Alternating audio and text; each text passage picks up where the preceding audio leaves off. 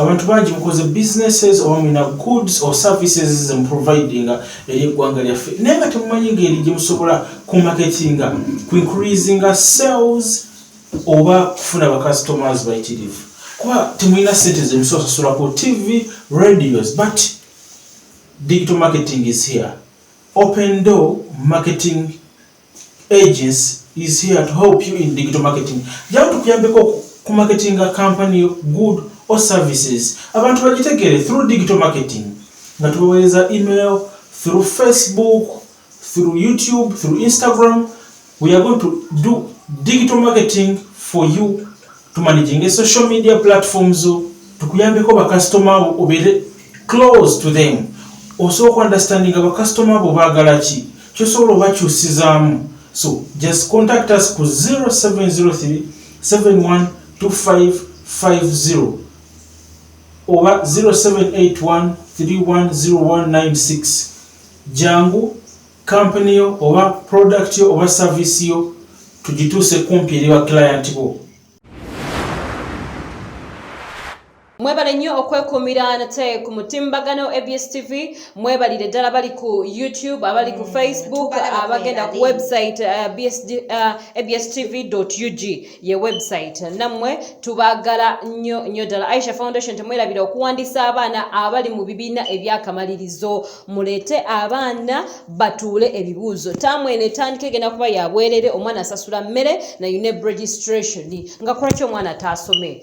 Mutukubire ku simu mujja mutufuna bulungi nnyo. N'abashanana gye bali. Abashanana basangibwa wali mu kibuga. Abamu mu kyabanoonyeze nankulabye ku bitala bambi awo mukwano baavuddewo Jangu wali ku kizimbe Parkview kiriranye Gazaland awo ku Parkview Linyagulu ku Uhuru restaurant ku Parkview ojja kuba otuuse wennyini ku shanana ku nsonga z'okuyimusa n'abakyala ku nsonga z'okusala olubuto banendoza olubuto mululaba zimanyi zaalo zennina mmwe ku nsonga z'okusala olubuto abakyala emibiri gigejjulu kuse n'abaami like size gy'olimu nga togyetaaga Jangu munaye tusale ku mubiri ogwo ensonga zo mu kisenge abakyala kataita amaze okuzaala katapwako nga bw'obimanyi Jangu buli kimu ensonga tujja kuba tuzimaliriza ogenda kubasanga ku namba 0758155313 tweyongere maaso ne program Jax teekayo nate tulabe Ivan yakola atya.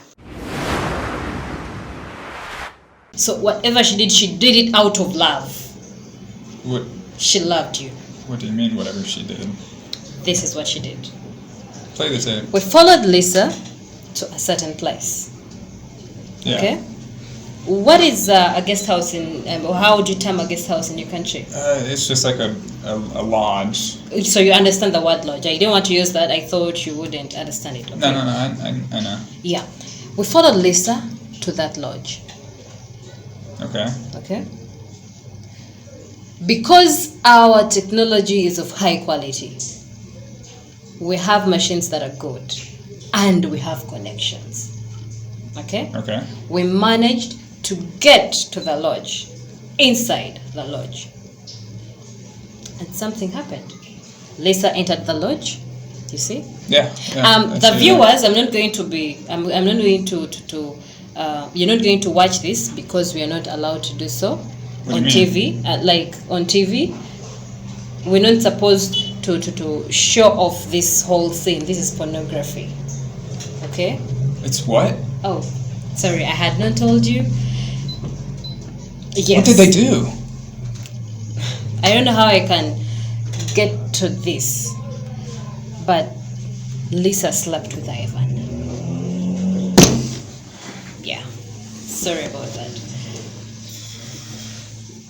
Okay, Brandon, try to calm down, okay? Brandon, can you please calm down? Why? I can't believe it. He was one of my best friends. Yeah, I know. And Lisa, we've been talking for over a year. I know. How did this happen? But before you conclude, remember, Ivan forced Lisa to do this. It was a lot on her. I can't believe it. It was a lot on her. So this is what happened.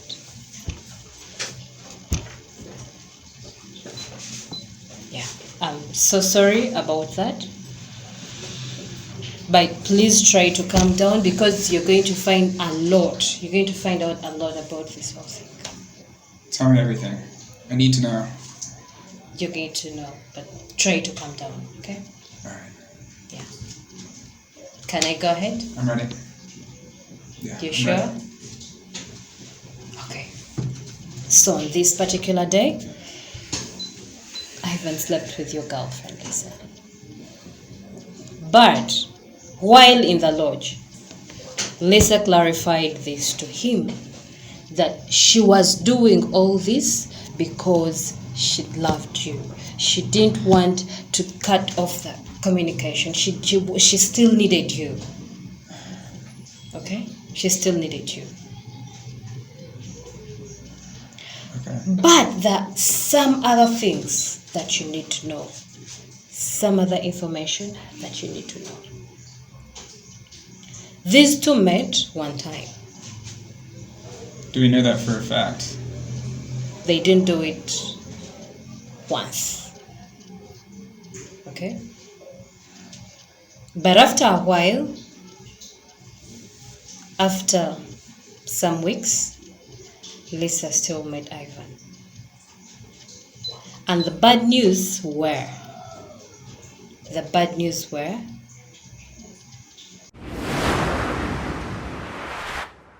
I can't believe it. I can't believe it. Why would he do this to me? Are you... He was one of my best friends. I know it's Are you kidding me? Okay. I should we stop here? No. I need to know everything. Tell me right now. There is a lot of information that you need to know. I need to know everything. Ivan has been doing a lot of things. He's been deceiving you. I Look can't believe it. You're ready for this? Should I go ahead? Yeah, no. Tell me ready? everything. I need to know. Okay. After a while, after some weeks, something happened. Okay? Lisa goes, meets Ivan. And guess what?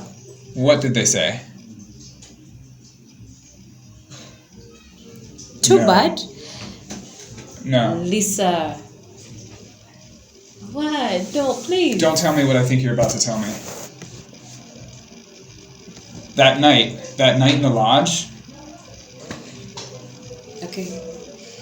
Try to calm down. I need you to calm down. I need you to be free. I know it's so hard for you to... Brandon, I need you to... You told me you're ready for this. I am. Are you ready for this? I'm ready. Okay? After some weeks, we got to find out that Lisa was pregnant.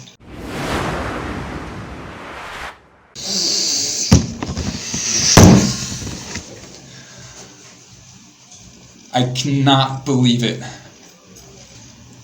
How?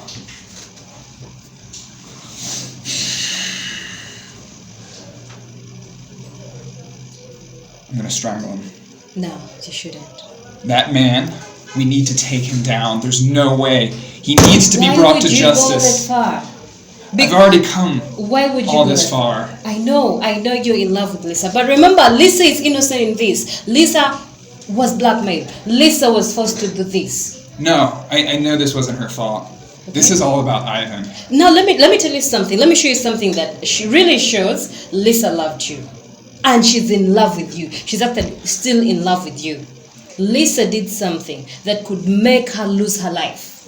What did she do?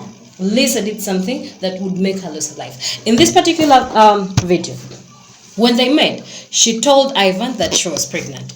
She wanted money to carry out an abortion. Oh, hi.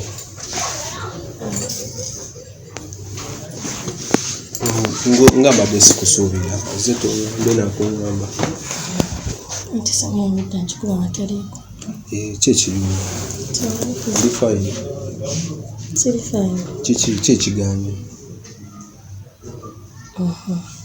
anti nagamba I missed my period. Kati what does that mean? I'm pregnant. Ogambye eki? Oli lubuto?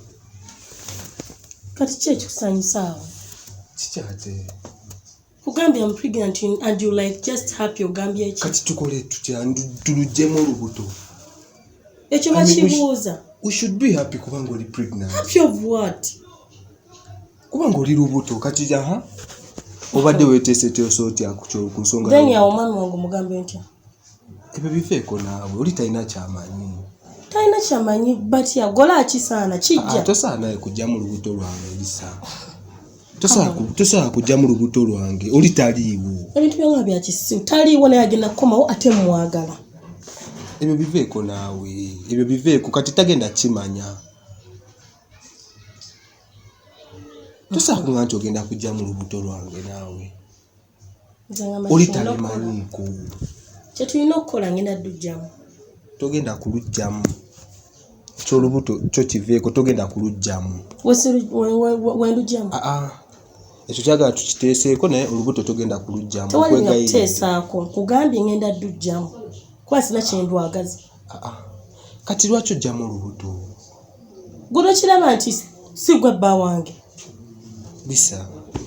You can't just abort. Tosa kujja mu lubuto. Oli tabimanyiiko. Tabimanyiiko ki nze mbikoye ebintu byo. Ate ebintu kibyo. Siri ready kubeera lubuto lwo. Kubanga oli mwagala. Okay, nkitegedde omwagala. Kati nsonga ki z'ogamba? Ngenda tujja mu lubuto. Tojja mu lubuto. Togenda kujja mu lubuto Lisa. Togenda kujja mu lubuto lwange. Wendujja mugenda kola ki? Togenda kujja mu lubuto. Soko otuule wansi Lisa. Soko otuule wansi. Togenda kujja mu lubuto. Wabula nkubuulire. Mpulira ebintu byombikooye. Ate ki? Mbikooye. Biki byokooye? Ngenda kukwata olubuto ndugyemu. That could make Lisa lose her life. You know that? Wow. And why would someone do something of that kind? Do you know why? Togenda kujja mu lubuto lwange. Nga bakisirujjamu. Tosobola kujja mu lubuto. Bw'oba kisaana. Tosobola kujja mu lubuto lwange oli taliiwo. Taliiwo byebiki gwe nannyini nze. Togenda kujja mu lubuto. Oli taliiwo ali bweru. Nga bakisirujjamu. Tosobola kulujjamu kati lwaki olujjamu? Lwaki olujjamu? Ngenda ddujjamu. Lisa togenda kujja mu lubuto. Wendujjamu ogenda kola ki? Bw'ojjamu olubuto nja mugamba. Ogenda kola ki? Nja kumugamba. Oleka gwosaagirako tumumanyi. Nja kumugamba. Ogenda mugamba nti ki? Nja mugamba byonna ebiriwo. Nti ki? Olubuto tolina kulujjamu. Nkumanyi. Olubuto togenda kulujjamu. Akale nkumanyi. Tomanyi. Engeri gy'omumanyi nange nkumanyi, right? Because she's in love with you. She wouldn't love to lose you. She still never told me. She couldn't tell you that. No one can tell you something of that kind. And neither did Ivan. Ivan wouldn't tell you that still. You can. So the fact that she came to Ivan, she needed money on that day to carry out an abortion. So what did he say? And Ivan only told her, I need my baby. I want my baby. Why would you carry out that? You know? Of course he did. That is what he told Lisa. But then, on this day, okay, Lisa turned the other way around to blackmail who? Ivan. Ngenda kumugamba. Nze namukufunira. Mugambe nti olubuto lulwo. Nange mugambe nti bya NGO before. Nedda. Togimanyi? Kati kola bwoti. Ensonga eri emu tojja mu lubuto togenda kujja mu lubuto. Ngenda mugamba nange nga gwogamba togenda mugamba. Mugambe bya NGO nga we biri. Owulira? Mugambe bya accident. To faking ebifaananyi. Ngenda bimugamba yes. Ati oganye okola kyenjagala. Ngenda bimugamba mugambe kuya foundation byonna. Togenda kujja mu lubuto. Togenda kujja mu lubuto. Kugambe ngenda ddujjamu. Ebisigadde byonna bikole naye olubuto luve. Togenda kujja mu lubuto. Kugambe ngenda ddujjamu. Tojja mu lubuto.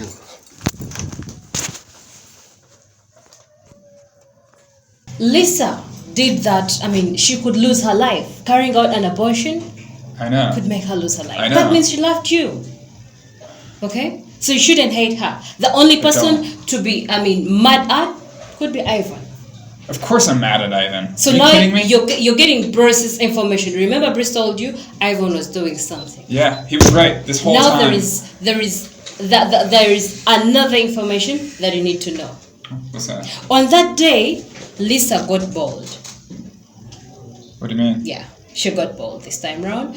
She got the confidence and she was tired of this whole thing. Okay? Yeah. Lisa told Ivan that she was going to tell you about his bad deeds. Otherwise, womanyi nga nange nkumanyi. Nange ngenda mugamba byonna bibadde ngokola. Lisa, come on. No, nedda. Mugambe nti ndi lubutolo. Nange mugambe byonna byozenga okola. Ate biti byenzinga. Ebya NGO tobimanyi. Bile bya foundation ibadde ngo jokola kola ngo panga bana babandi n'okuteekawo n'omuweereza n'akuwa ssente. Tobimanyi nga lwaki simugamba. Lwaki sibimugamba lwaki onsi. Tugenda kujja mu lubuto lwange. Ngenda tujja mu otherwise era wogana ngenda mugamba n'ebyagu n'ebya accident. Lisa togenda kujja mu lubuto lwange. Ngenda mugamba ebya accident byonna byabadde ngo jango ntola mudwe. Nenga tugenda kumugamba nti oli lubuto. Fine mugambe nti ndi lubuto nange mugambe twabanya asinga. No, firo nange nfire. Tasa kujja mu lubuto. Ngenda mujja mu viranzi. Let me translate this direct to you. That's my Lisa. Okay? Let me translate this direct to you. Lisa asked Ivan, where is the NGO? You remember Ivan has an NGO he's working for. Yeah. The NGO is not there. Are you kidding me? The NGO is not there. This whole time, I've been sending thousands of dollars to this country. Yes. He's been ripping me off. Look at this scene. He scams me. Yes. He's a con man. We need to take him down. He is a con man. Look at this. One time we followed Ivan. Yes, he was collecting street kids. He could collect street kids, get pics of them, and then send them to you. But in actual sense, he wasn't helping any kid. The money that you sent for, let's get back to this, the one that you said he was sick with a heart disease. Yeah, what about him? Okay, so these are the two kids I was telling you about. This one here is called Amos, and this one is called Chembegwe. This one has a heart disease, and this one has a kidney failure. So as you can see their condition, I think, about the bills, I'm going to go to the hospital, then I first inquire from them. I think I'll be sending you the medical forms, and then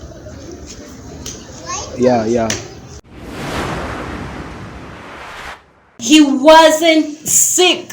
He just got a street kid, a kid that was poor, gave him only 1,000 shilling. Only 1,000 shilling. Wait, 1,000? Is that 1,000 shilling. How much? It only buys a soda in Uganda. Wow. That is what he gave to this kid. This is despicable. I know. This is disgusting. I know. I can't believe it. So there is no NGO. We don't have any NGO. Ivan doesn't work for an NGO. Yeah, no, I get it. He's been getting your money. He's been receiving money from you and a lot of money. He's a thief. He's a thief. Yeah, he is. He is. But this time round, Lisa, your girlfriend, was confident enough. He told him, I'm going to tell Brandon about your bad deeds, about the NGO. You remember that day they told you Lisa had an accident? Yeah. It was Ivan's idea.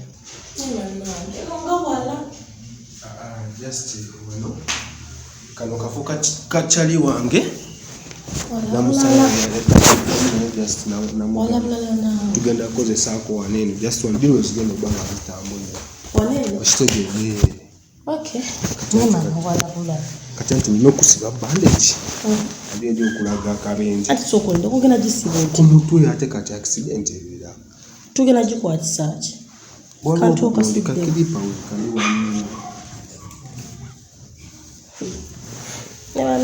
kakano kafunye ojja kunkubya emiggolo kati leta nkusiba empolago ate osiba otyo awano wenyina osiba siba tulabe afunye ebisago nansi sente zijja kukutuusa wabi muganda wange anti era okimanyi twetaaga amajja tetwagala sente gwe tozaagala zaagala ne maama ojja kumukyaya musajja kati wanaategeera tasobola bimanya ebyo naawe nina ebayinza otukwatikandabe abantu mulina mmira sikaasikamu wano bwoti waggulu wano kagaziwe Kano kusinga n'okuba sharp. Kusiga towakana. Musajja mukulu tomanyi kusiba bandage ffe waffe kyeka wagenda kubaayo omusawo. Muntu oba ndi kusibye kaba. Kaba? Manyi wamwe muli base. Omusota yaguluma ku mutwe basibawo. Kati akuba kateekako bati. Kwata awo. Kati wano kakwatamu katono. Tonfumita. Asigenda kufumita. Kiri okay? Kiri okay? Hasa. Sendaba wano kabuzeemu. Anti kati lindako omusaayi. Toyiwa ku nviiri zange za bbeeyi. Sigenda yiwa ku nviiri. Oyinza olowooza muzaala isi. Ye gomanyi basiisa akazi enviiri. Nga lwaki lwakyonjevu nnyo bwo.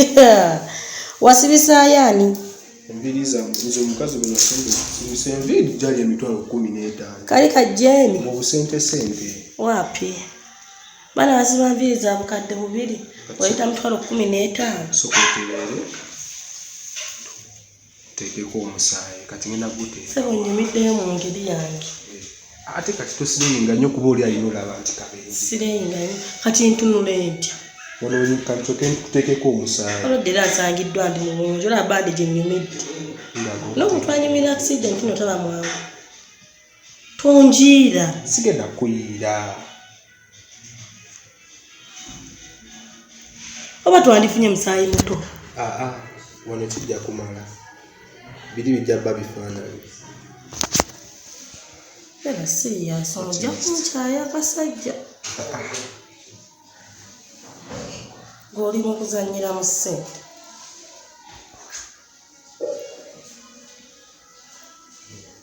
Awasirizza. Kati awonyeza n'okangoma. Dolooza biruma. Inolaga nti bikuluma nnyo, inolaga nti oli mu bulumi. Akasente kalina okujja ng'obudde bukyali. Bali baagala impression. Wenkula saagala nkufaanane. Kati. Wenkuba saagala nkufaanane. Itankwokye. Kubanga. Kwokye naapu. Oba nnyimiri nkole ntya? Gwe just njagala gwebe. Ndaga nti oli mbulumi. Ndaga nti oli mbulumi. Ositegeera. Beera ng'eyafunye soka yebakeko wali katono. Bange yebaka. Weesigame, gwe weesigame omutwe gubeere waggulu. Ate bwe nti ebyo byo naawe. Katule bwenti. Obadda wali. Kati olina olaga nti akabenje wakafunye ebya siriasi. Nawano singa kati webikkeko wano ku magulu. Kikola. Kyola ndikyo kikola. Of course it was. It was Ivan's idea. Look at this. They went to that clinic, okay? Yeah. Got that the nurse helped them out to wrap this for the bandage, like you see them, but she was okay. She was moving. At least she was okay. But remember, Ivan was making her do all this only to get money. He manipulated her. He manipulated her. Yeah. And he manipulated me. Exactly.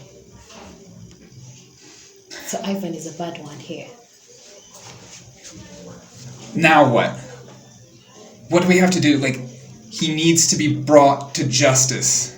I know. And that is your choice to make. It is not mine. If you're to bring him down, you're the one to go to police, not me. Because the money wasn't mine. It was yours. Yeah. And the fact that, Lisa is a good girl. You shouldn't hate her at all. Because after some time, we got information that she really carried out the abortion. She had to ask you for money, though she didn't tell you what the money was going to be used for. No, I understand. Okay? She carried out the abortion. I hope she's alright. Do we know if she's alright? In the first place, she wasn't. Because we saw Lisa one time after the abortion, I think things weren't well. We see them in the clinic and... Ivan is really a bad guy. Look at this scene. Ivan was really a bad guy. In this scene, after Lisa carrying out the abortion, her tummy wasn't that well. They went back to the hospital. Okay? They went back to the hospital and he was trying to take pics of her.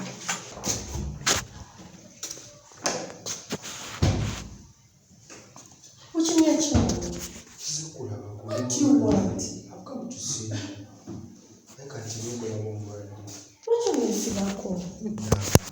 nze kulaba ng'oli mulwadde mba nina okulabako.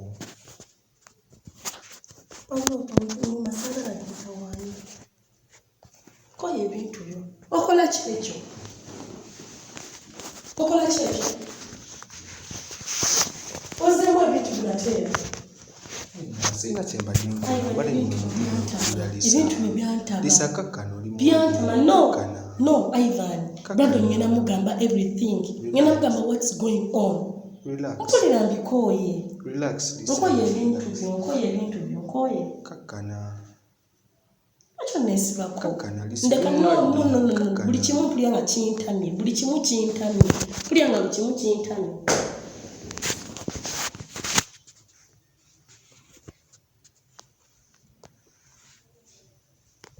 Nyamba ovile. Sobola kugenda nze kulaba oli mulwadde. Get out. Nkoye ebintu byo Brandon ngenda mugamba buli kimu kigenda maaso. Mpulira nkoye okulimba omusajja. I love my man. No, relax. Nze kulaba Sagala kundaba. Don't call me. Don't listen me. Ivan, get out.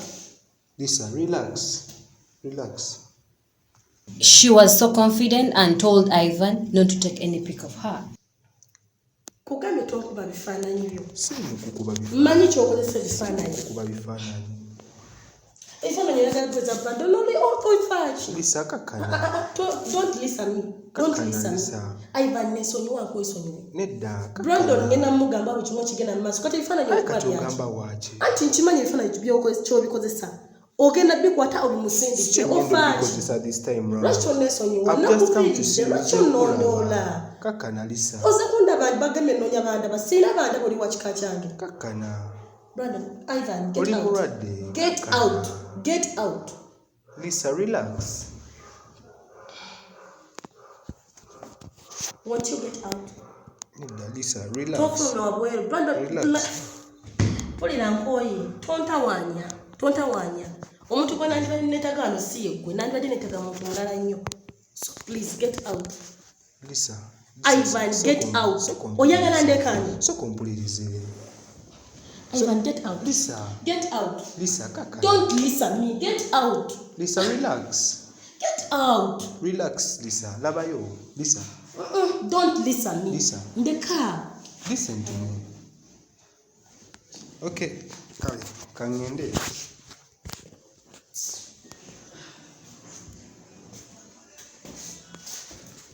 Ivan wanted to use this situation, this moment, to take pics so that she sends them to you, that she's sick. Yet the girl was in pain.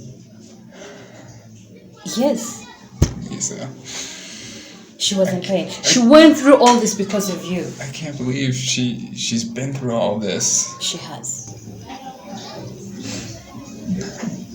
So. This hurts so much seeing her like this. I know. I can't believe it. This whole time.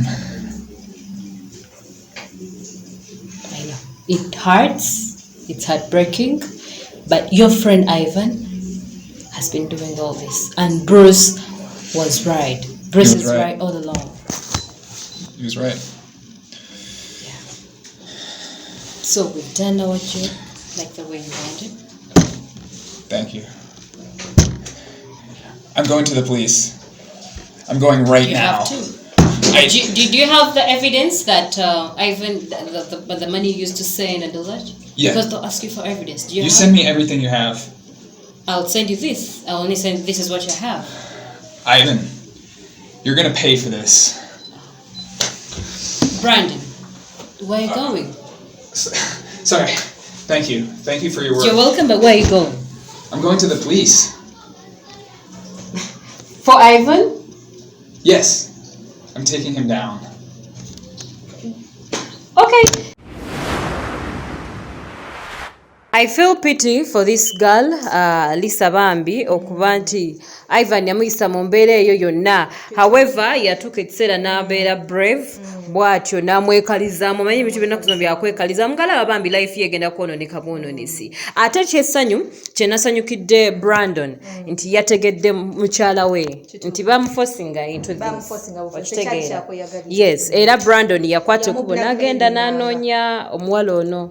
Yes, yanoonya Lisa n'amufuna bulungi nnyo ne baddamu. So embeera eri yagitegeera naye nga kibi nnyo abavubuka kye bakola oba abantu kye bakola nga Ivan kye yakoze. That was very bad. N'abo abalimba bannanga abantu abali e Bulaaya mu abavumaganya ensi mu abasibye emikisa gy'abannammwe okitegeera era abeera waneno ayamba abantu mu maziga kati abantu balaba ebintu bwe bityo bagwamu amaanyi bagamba bibeera bipango okitegeera. So tweddeko bambi abantu mwina naye nga mubale nnyo okwekumira nate ku program Namwatulira. Temalebera Aisha Foundation, we are registering candidates mujje abaana basome noti 85172556.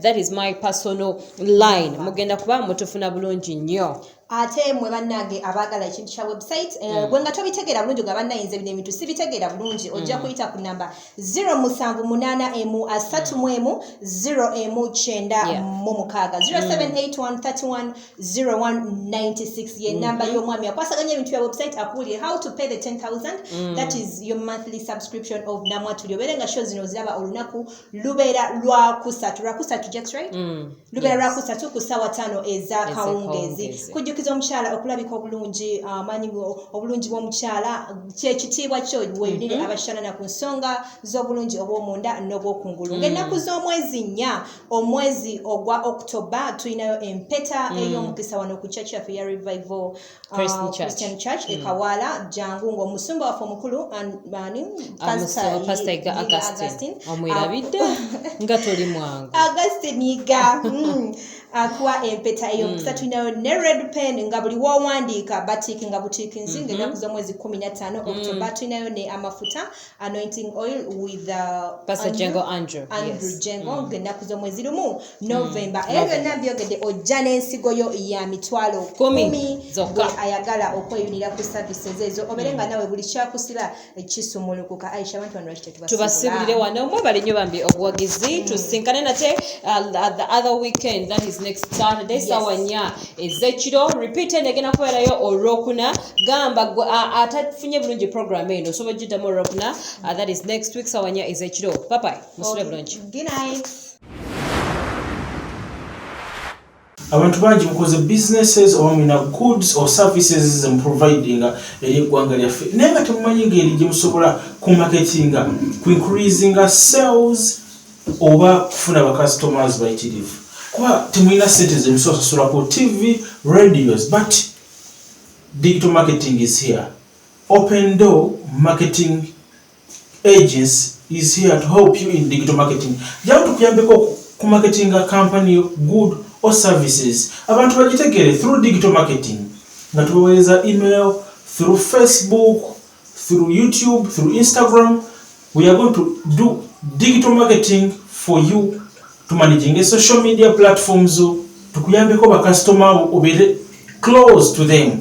Also understanding our customer bobagala ki. Kyosobola bakyusizamu. So just contact us ku 0703 712550 or 0781 310196.